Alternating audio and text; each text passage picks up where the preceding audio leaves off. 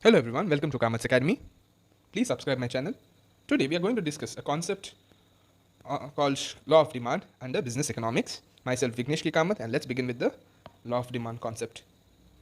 First we'll see what is the statement of law of demand. Okay, when the price of a product increases, then demand for such product decreases.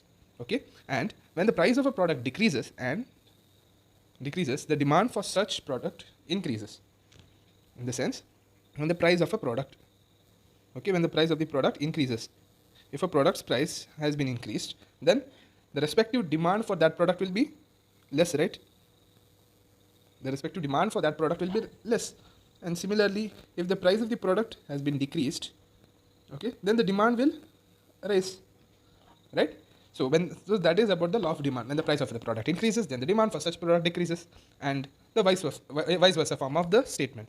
Okay, when the price of the product increases, demand decreases. When the price decreases, demand of that product increases. That was the statement of the law of demand.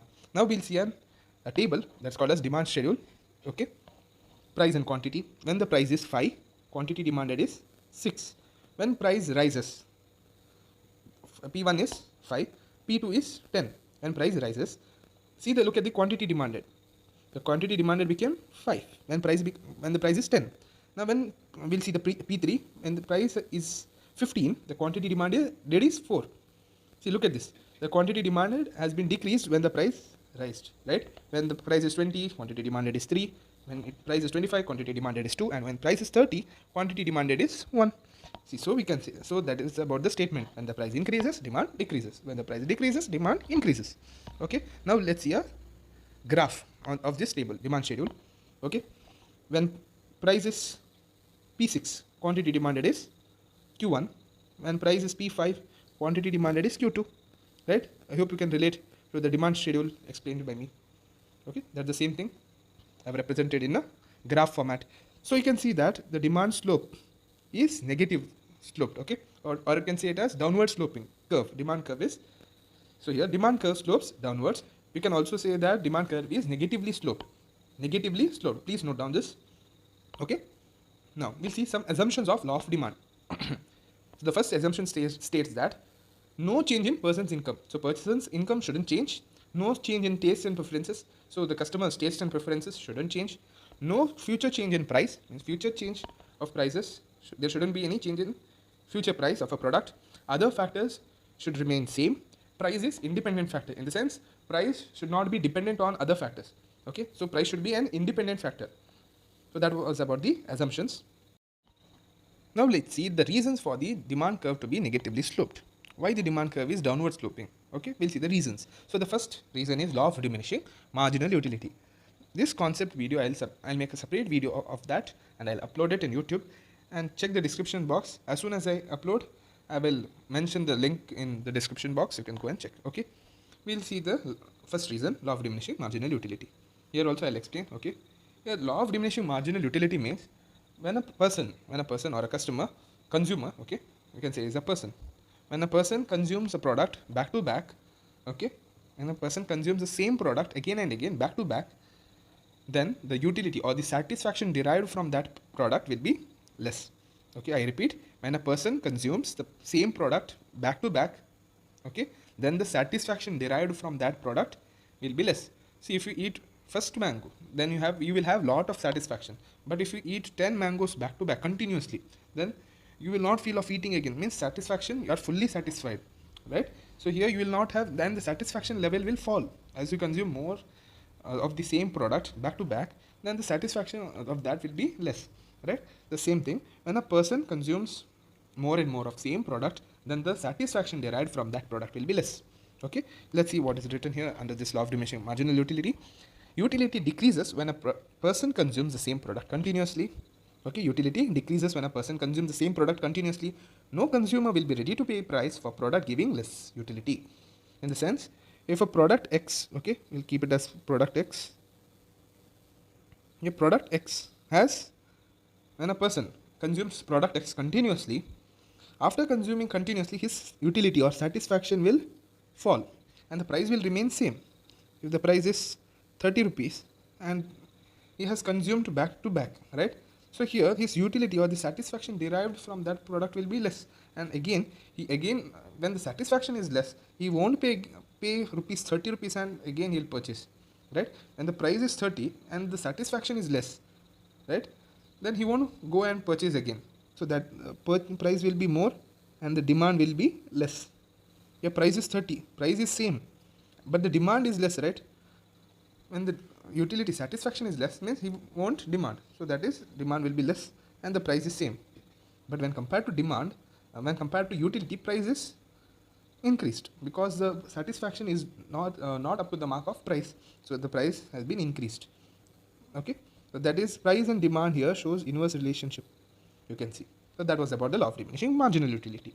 I hope you have understood this reason, first reason, law of diminishing marginal utility. Now let's see the second reason for the negative slope of demand curve. The second reason is income effect.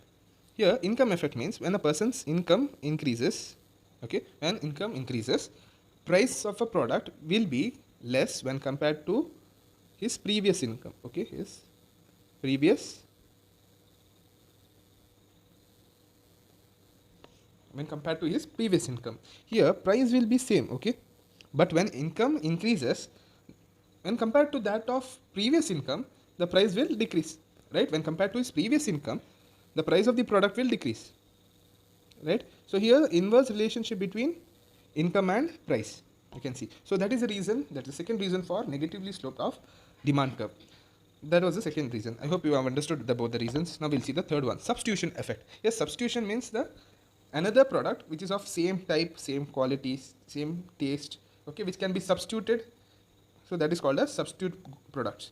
So here substitution effect means when price of tea rises, demand for tea falls because fall of price in coffee. See here, price of tea, price of the tea has been increased.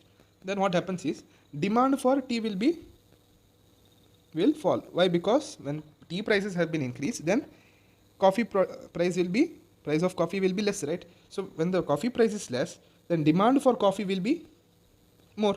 So here you can see inverse relationship. Here tea and coffee are substitute products. I hope you know this. Tea and coffee are substitute products. So here in case of if you don't have tea, you can drink coffee instead of tea, right? So if you don't have coffee, you can drink tea. If you don't have tea, you can drink coffee. So both are substitute products. So here when the price of the tea increases, then the demand of the tea will fall. Why? Because the price of coffee will be less when compared to that of tea. And the price of coffee is less, then the demand for coffee will be more. Means people will take more coffee. Will intake more coffee. So that is a substitution effect. You can see a negative relationship between price and the demand. So that is the third reason for negative slope of demand curve. Now we'll see the fourth, change in the number of buyers. Okay, when the price is less, more number of new buyers come, hence demand increases, and vice versa. Means when the price of a product is less, we'll consider a product as X. When the price of the product is less, more number of buyers, means the demand will increase. Demand increase in the sense more number of buyers, right? Buyers will be more. So here you can see the inverse relationship between the price and the buyer. More number of buyers in the sense more demand for product X. So here you can see inverse relationship between buyer and price. So the demand curve will be negatively sloped. That is the fourth point. I hope you have understood all the 4 points. Okay, let's see the fifth one, multi-purpose goods. Multi-purpose goods in the sense a single good which can be used for different purpose, a variety of purposes. Okay, when the price of multi-purpose goods increases, and the price of multi-purpose goods increases, then the demand, when the price of that goods increases, then the demand, we will use it very less in our day-to-day life, right? Then the demand for that will decrease. So here again you can see inverse relationship between price and demand. So that is the fifth reason for negative slope of demand curve. So that was all 5 points about the negative slope of reasons for negative slope of demand curve. I hope you have understood all the 5 reasons. Okay, one is law of diminishing marginal utility, income effect, substitution effect, change in number of buyers, multi-purpose goods. Now we'll see exceptions of LOD, that is law of demand. Okay, in short form I have written. So what are the exceptions? First one is Giffen goods. What are Giffen goods? So Giffen goods are those goods which are considered as cheap, that is available in loose. The example, tea powder which is available, okay, in loose quantities. So those are called as Giffen goods. Okay, when price of those goods decreases, those goods demand will also decrease. I hope you have understood the meaning. Okay, now we'll see the exceptions for the law of demand. When the price of the goods decreases, the goods demand also will decrease. because customer will think that goods are made of cheap quality. Here you can see that when the price of the goods decreases of the given goods, okay, when the price of given goods decreases, the demand for that given goods also will decrease. Why? Because people will think that it is of cheap quality, so they won't purchase. So and the vice versa form. When the price increases, the demand for the given goods will increase. Why? Because people will think that a bit of good quality has been used. So when the price increases, price of the given goods increases, demand for given goods also will increase. So you can see the direct relationship between price and demand. Okay, in that is the exceptions of law of demand. See, exceptions. For exceptions, we'll get direct relationship, and for law of demand reasons, for negatively sloped, that is inverse relationship between price and demand. Okay, don't get confused. One is given goods. Second is luxurious goods. Luxurious goods in the sense which gives you the goods which provide you more status, more luxury, a more standard in the society. So here luxury goods in the sense jewelry, big cars, then iPhones, etc. When price of luxury goods rises, okay, when the price of luxury goods rises, then the demand for that goods also will demand for luxury goods also will rise. Why? Because people will think that when the price of such luxury goods is more, then their status also will be more. So the demand also will rise here. So you can see here direct relationship between price and demand.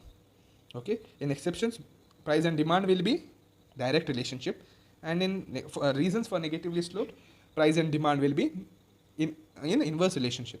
Please note this. Okay, so here luxury goods, when price of the luxury goods increases, the demand will also will be more, because more the price of the luxury goods, more the status they get in the society, more the reputation they get. Okay, that was about the luxury goods. Now we'll see the necessity goods. Necessity goods are in the sense which are required for day-to-day life, which are very much essential or crucial. So even when the price increases, the demand for such goods keep on increasing. For example, onion.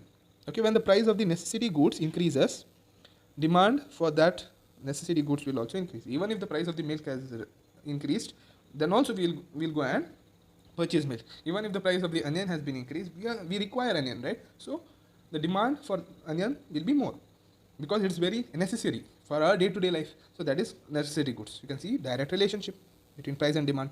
So that was about the third point, necessity goods. Fourth point, future rise in prices. Future rise in prices in the sense, the present goods, the customers are thinking that the present product, let's consider the product as X.